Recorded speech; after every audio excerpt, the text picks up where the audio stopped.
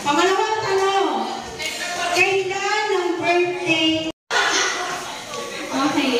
Next po, ano ang size ng paa? 7 now. 7? 6?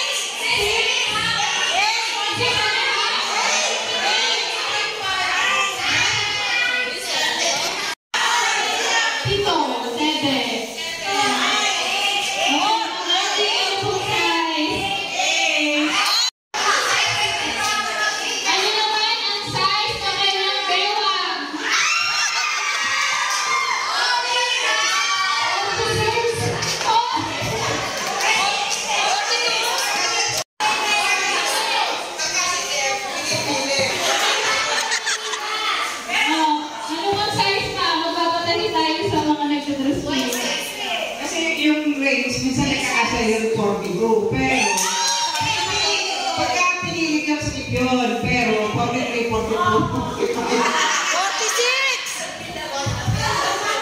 Joke lang yung mga Andy. Next po. Question. Kailan na-hire si Ma'am Angie sa Sanctuary Center? Kailan na-hire sa Sanctuary?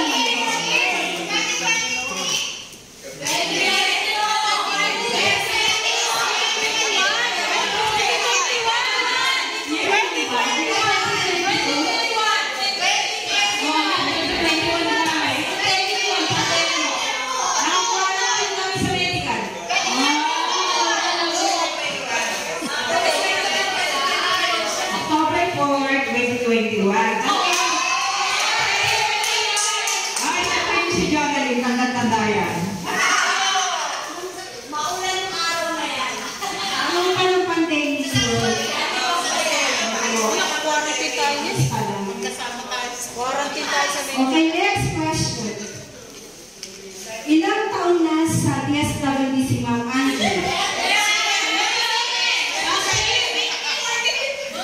37 years in service. Wow! 1987.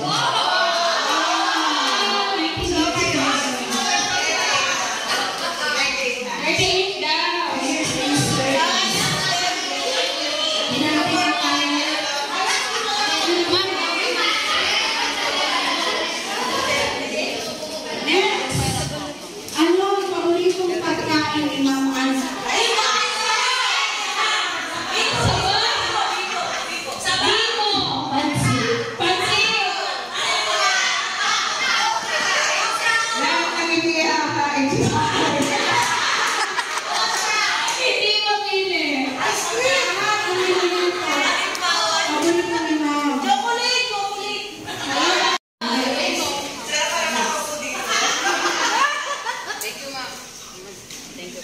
Okay, last question. Ilan ang anak ni Ma'am Angie? Isang babae. Ang naging achievement ko kahit na ganitong maliit lang yung kinikita natin. Pero para pagka hindi ka nabuhay ng yung high standard, pinagkakasya mo lang, kasya naman. Yun lang, walang tigil ang low. Pero medyo nakakabayad na ako. So, doon na po nagtatapos ang ating katanungan. Meron akong isang apo na 3 months old and upcoming ako sa November. Sabi nga, medyo malaki yung pensyo. Totoo. Pero dito sa Sanctuary na problema when it comes to pakikisama dahil winelcome niya ako dito nung una na talagang at home at wala pang hiningan yung ICU bed, gano'n. Pero kahit mga social worker lahat ng mga naging kasama ko, lahat ng mga center heads na nagdaan, malaking malaking naitulong sa akin para magampanan ko yung kunin ko bilang HP3. Ngayon, HP4 na ako, marami ng matutunan. Lalo na rin ang pamilis. Of course, sa mga naging house parent ko,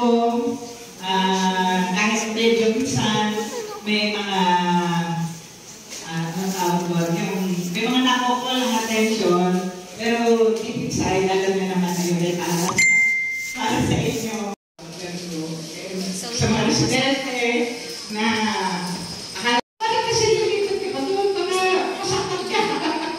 Sabi ko, ito pangalawang araw ko, hindi naman, ang gawain naman, wala naman akong magiging problema.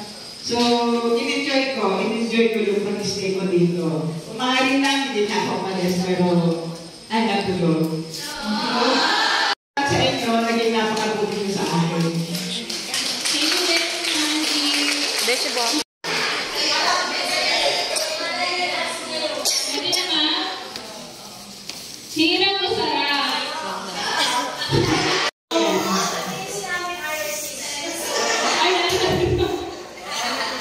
Lahat naman ako ay nag-7 years na nagtatrabaho, nagsimula sa gano'n. Pero ano pa yung aking enthusiasm? Ayan.